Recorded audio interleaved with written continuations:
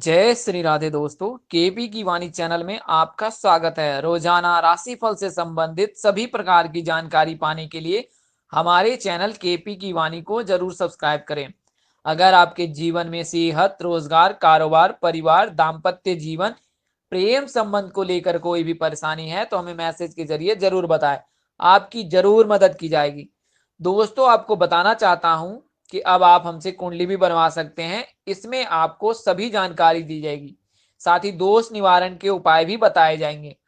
इसके लिए आप kpkiwani@gmail.com पर मेल के जरिए संपर्क कर सकते हैं। राशि की पूरी जानकारी के लिए वीडियो को अंत तक जरूर देखें। ज्योतिष से संबंधित सभी तरह के सवाल का जवाब पूरी तरह से निःशुल्क दिया जाता है। आप अपने सवाल पूछने में जरा भी संशय ना रखें। यह सेवा पूरी तरह से युवाओं के लिए समर्पित है। हाँ, ऐसा हो सकता है कि आपको रिप्लाई देने में वक्त लग सकता है, लेकिन आपको जवाब जरूर दिया जाएगा। जल्द आप लोगों को व्हाट्सएप नंबर भी डिस्क्रिप्शन बॉक्स और वीडियोज में दिया जाएगा, ताकि आप केपी की वाणी से जुड़ सके। ज्योतिष में कुंडली देखकर सभी तरह की भविष्यवाणी की जाती है। शादी की भविष्यवाणी की जाती है, कैरियर की भविष्यवाणी की जाती है, भविष्यवाणी भी की जाती है कि आपके जीवन में क्या क्या होने वाला है। हालांकि यह ग्रह गोचर पे, दिशा पे निर्भर रहता है, साथ ही आपके कर्म पे भी निर्भर रहता है। इसी गणना के आधार पर आइए जानते हैं कि तुला राशि वालों को कब और किस विभाग में सरकारी नौकरी मिलती है। पहले कुंडली से जानते हैं, फिर हस्तरेखा से जानेंगे सरकारी नौकरी के योग कैसे बनते हैं। उसके बाद जानेंगे कि सरकारी नौकरी में बाधा कब आती है, और फिर जानेंगे तुला राशि वालों को कब सरकारी नौकरी मिलेगी, और अंत में सरकारी नौकरी पाने के कुछ उपाय भी जानेंगे कि जिन्हें आपको रोजाना करना है। तो शुरुआत पहले हम कुंडली से करते हैं कि कब योग बनते हैं। जैसा कि आपको पिछले वीडियो में बताया गया था कि शादी की गणना कुंडली के 7वें घर से की जाती है, ठीक उसी प्रकार सरकारी नौकरी की गणना कुंडली के 10वें भाव से की जाती है, यानी कि 10वें घर से की जाती है। इसमें शुभ ग्रह रहने पर जल्द सरकारी नौकरी मिलती है और अशुभ ग्रह रहने पर नौकरी में देरी होती है। हालांकि यहाँ पर शुभ ग्रह अशुभ ग्रह में थोड़े से बदलाव हैं। इसमें मंगल और शनि को शुभ ग्रह माना गया है। ऐसा कहा जाता है कि मंगल और गुरु अगर 10वें भाव में हो तो जॉब जल्दी मिलती है। इसे हम पूरी विस्तार से जानने की कोशिश करते हैं। कुंडली में 10वां घर कैरियर के लिए जाना जाता है। सरकारी नौकरी के लिए इसी घर से गणना की जाती है कि सरकारी नौकरी आपको कब मिलेगी। 10वें स्थान में यानी कि 10वें घर में अगर सूर्य, मंगल या बृहस्पति की दृष्टि हो तो सरकारी नौकरी के प्रबल योग बनते हैं। यदि जन्म कुंडली के लग्न व 10वें भाव में, यानी कि जन्म कुंडली के जो लग्न भाव है और 10वें घर में, दोनों में सूर्य मजबूत हो, यानी कि अगर सूर्य 10वें भाव में हो और लग्न में भी हो तो जॉब की संभावना बहुत अधिक रहती है। ऐसे लोग राजनेता, राजपत्रित अधिकारी या पुलिस में जा सकते हैं। हो सकता है कि बड़े पद पे भी जा सकते हैं। अगर 10वें घर में सूर्य हो और सूर्य बहुत मजबूत हो और किसी पाप ग्रह का उस पर दोष ना हो तो फिर आपको जॉब मिलने में कोई दिक्कत नहीं होती है।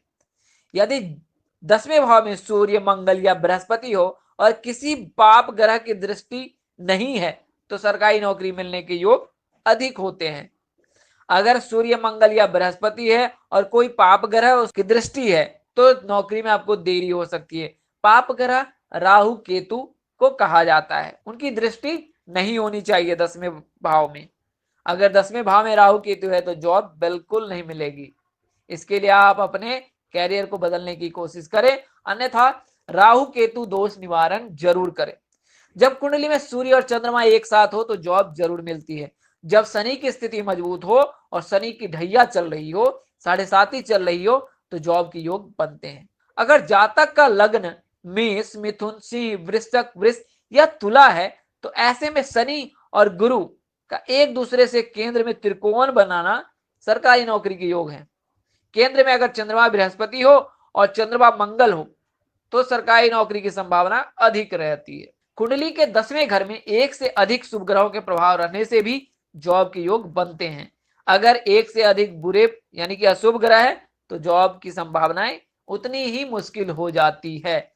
तो आपको अब क्या करना है कि आपने कुंडली देखनी है। ऑनलाइन कुंडली आप जाए, वहां पर देखिए और कुंडली बनाए और उसके 10वें घर को देखना है कि 10वें घर में कौन सा ग्रह है। लग्न अगर आपको देखने समझने में आ सकता है तो लग्न भाव भी देखिए, अन्यथा 10वें घर को केवल देखना है आपको। और उसमें देखना है कि शुभ ग्रह है या अशुभ ग्रह है। शुभ ग्रह है तो जॉब के लिए आपको थोड़ी सी मेहनत और करनी पड़ेगी, अध्ययन करते रहे आपको जॉब मिल जाएगी। अगर अशुभ ग्रह है तो देरी से होगी, इसके लिए दोष निवारण जरूर करें। नजदीक के किसी ज्योतिष से अर्थात पंडित से संपर्क करें और उनसे दोष निवारण के उपाय करें। साथ ही आप हमसे भी संपर्क करके यह जानकारी ले सकते हैं कि अगर राहु केतु है उसमें तो कैसे दोष निवारण करें। आइए अब जानते हैं कि हस्तरेखा से कि कैसे सरकारी नौकरी मिलती है। हस्तरेखा में अगर क्या क्या रहता है जैसे कि सरकारी नौकरी के योग बनते हैं, तो आपको बताना चाहूंगा कि हथेली पर सूर्य पर्वत सबसे छोटी उंगली के पहले यानी कि रिंग फिंगर, जिनमें एंगेजमेंट रिंग पहनी जाती है, सगाई के समय में जो रिंग पहनाई जाती है उस उंगली के नीचे होती है सूर्य पर्वत। अगर सूर्य पर्वत उभरा हुआ होता है और सूर्य पर्वत से सीधी रेखा निकलती है और नीचे की तरफ आती है तो सरकारी नौकरी के योग बहुत रहते हैं। हथेली पर गुरु पर्वत इंडेक्स फिंगर के नीचे होता है। इंडेक्स फिंगर फर्स्ट फिंगर मतलब अंगूठे के बगल वाले। गुरु पर्वत का उभार शुभ माना जाता है। साथ ही इस पर सीधी रेखा होने से ऐसे लोगों के सरकारी नौकरी की संभावनाएं भी ज्यादा रहती है। जिनकी हथेली में भाग्य रेखा से कोई लेकर निकलकर सूर्य पर्वत या गुरु पर्वत की ओर जाता है, यानी कि आपको हाथ देखना है और हथेली के नीचे से जहां से कलाई शुरू होती है, कलाई से अगर कोई रेखा निकल रही है उसे भाग्य रेखा बोलते हैं, और सूर्य पर्वत या गुरु पर्वत की ओर जा रही है और सीधी रेखा है बिना टूटी हुई है, अगर रेखा में कोई मतलब टूटने की संभावना नहीं है, एक रेखा सटीक है, तो फिर आपको जॉब मिलने की संभावना अधिक है। अगर दो सूर्य रेखा है तो जॉब और जल्दी मिल सकती है। हाथ में बृहस्पति के पर्वत पर क्रॉस होना यानी कि इंडेक्स फिंगर के नीचे क्रॉस का निशान भी यह बताता है कि आपको नौकरी जल्दी हो जाएगी। कब सरकारी नौकरी में बाधा आती है? जब बृहस्पति की स्थिति काफी ज्यादा मजबूत हो जाए तो भी दिक्कत है। जब कुंडली में ग्रहण योग लगता हो यानी कि राहु केतु का दोष हो तो मुश्किल है कि आपको जॉब मिलेगी। जब कुंडली का शनि का संबंध धन से हो यानी कि 11वें भाव में अगर शनि भी रहता है और 10वें भाव में, तो आपको जॉब मिलने में दिक्कत हो सकती है। जब हथेलियों का रंग काला हो जाए या हथेलियों में तिल हो तो फिर जॉब मिलने की संभावना बहुत कम रहती है। जब हाथ में सूर्य का बलय रेखा हो और भाग्य रेखा टूटी हो तो जॉब नहीं मिलेगी आपको। इसके लिए जरूरी है कि सूर्य रेखा हथेली के भाग्य रेखा से जो स्टार्ट होती है वह एक ही रेखा रहे, वो भाग्य रेखा टूटी नहीं होनी चाहिए। आइए अब जानते हैं कि तुला राशि को जॉब कब मिलती है, कैसे मिलती है। तुला राशि वाले लोगों को बृहस्पति की कृपा बहुत होती है। तुला राशि वाले लोगों पर बृहस्पति की कृपा बहुत होती है। आमतौर पर इनको अपनी स्थिति से कभी संतोष नहीं होता है, इसलिए ये नौकरी छोड़ते रहते हैं। यानी कि आपके तुला राशि पर गुरु की कृपा बहुत है, तो आपको थोड़ी सी मेहनत करनी है और 10वें भाव को जानना है कि 10वें भाव में क्या है। अगर 10वें भाव में कोई शुभ ग्रह है तो आपके बल्ले बल्ले चांदी निकलने वाली है। अगर कोई अशुभ ग्रह है तो दोष निवारण करें, आपको जल्द जॉब मिल जाएगी। हालांकि जैसा बताया जाता है कि अपनी स्थिति से असंतोष नहीं करते हैं तुला राशि वाले, यानी कि नौकरी से संतुष्ट नहीं रहते हैं, वह नौकरी बदलते रहते हैं। तो यह आप पे निर्भर करता है कि आप किस क्षेत्र में अपना कैरियर बनाना चाहते हैं, उस क्षेत्र में आप अपना हाथ आजमा सकते हैं। अगर नौकरी के लिए आप परिश्रम कर रहे हैं, पढ़ाई कर रहे हैं, अध्ययन कर रहे हैं और व्यवधान आ रहा है, आपको नौकरी नहीं मिल रही है, तो रोजाना केले का दान करें। यह दान तब तक करें जब तक कि आपको सरकारी नौकरी नहीं मिल जाती। किस क्षेत्र में कोशिश करनी चाहिए तुला राशि वाले जातकों को? तो आपको बता दूं कि तुला राशि वाले का कैरियर का शनि, बुध और शुक्र से बेहद संबंध होता है। इन तीनों से इनका बेहद गहरा नाता होता है। आमतौर पर आपको इंजीनियरिंग, जर्नलिज्म, शिक्षा या कानून के क्षेत्र में नौकरी में हाथ आजमाना चाहिए। आपको इनमें सफलता जरूर मिलेगी, यह ध्रुव सत्य है। जीवन के 45वें वर्ष के बाद भी इनके व्यवसाय, इनके कारोबार में कूदने का संभावना अधिक रहती है। यानी कि हो सकता है कि 45 के बाद आप कारोबार की तैयारी कर सकते हो और व्यवसाय स्टार्टअप कर सकते हो। तुला राशि वाले अक्सर अपनी नौकरी और कारोबार में फेरबदल करते रहते हैं, तो इस अपने स्वविवेक से निर्णय लें।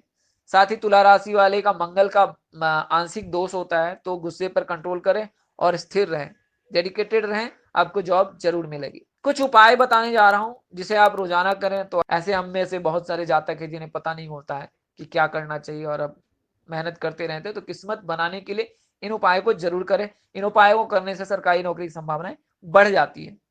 नित्य प्रातः माता पिता के चरण स्पर्श करें। अगर आप बाहर रह रहे हैं और पढ़ाई कर रहे हैं तो माता पिता की तस्वीर लगा के रखें और उन्हें सुबह उठते ही चरण स्पर्श करें, यानी कि हाथ से उनके पैर को छुएं और उनसे आशीर्वाद लें। सूर्य को मजबूत करें, इसके लिए सूर्य देव को रोज जल चढ़ाएं। सूर्याय नमः मंत्र का जाप करें। प्रातः और शाम यानी कि सुबह और शाम में गायत्री मंत्र का जाप कर सकते हैं। यथाशक्ति तथा भक्ति, यानी कि आपको जितना समय मिल सकता है उस समय में आप गायत्री मंत्र का जाप करें तो यह आपके लिए अति उत्तम होगा। ज्योतिष अथवा पंडित से अपनी कुंडली दिखाकर कोई मानिक के जरूर धारण कर लें ताकि जो भी दोष है वो दूर हो जाए। लाल रंग का अधिक प्रयोग करें, मंगलवार का उपवास करें और हनुमान जी की पूजा करें, आपका बेड़ा पार होगा। इस वीडियो में बताई गई जानकारी ज्योतिष, पंचांग, मान्यता और धर्मग्रंथों से दी गई है। हमारा उद्देश्य महज सूचना पहुंचाना है, आप इसे सूचना हेतु ले। अगर इसको आप मानते हैं या अपनाते हैं तो इससे पहले अपने वरिष्ठ के नजदीक के वरिष्ठ ज्योतिष से संपर्क करें, पंडित जी से संपर्क करें और फिर इसे अपनाएं, आपका कल्याण हो। दोस्तों, ज्योतिष गणना के आधार पर आपको यह जानकारी दी गई, इसमें बदलाव संभव है। इस तरह की अन्य वीडियो देखने के लिए हमारे चैनल के डैशबोर्ड अथवा प्लेलिस्ट पर जाएं और अपनी राशि अनुसार वीडियो जरूर देखें। तो दोस्तों, आपको यह जानकारी कैसी लगी, लाइक, कमेंट और शेयर कर हमें जरूर बताएं। अगर आप मेरे चैनल पर नए हो तो चैनल को सब्सक्राइब करें, साथ ही बेल आइकन को प्रेस करना ना भूलें। माता रानी की कृपा से आपके चेहरे पर हमेशा मुस्कान बनी रहे, आप परिवार स्वस्थ एवं सुखी रहें। आप सभी के प्यार और स्नेह के लिए आप सबको हृदय से धन्यवाद देता हूं। आप लोग इसी तरह हमारे साथ जुड़े रहें। इन्हीं शुभकामनाओं के साथ आपसे विदा लेता हूं कि जल्द एक नए वीडियो, एक नई जानकारी लेकर आपके समक्ष हाजिर रहूंगा। तब तक के लिए मुझे इजाजत दे। नमस्कार, जय श्री राधे दोस्तों।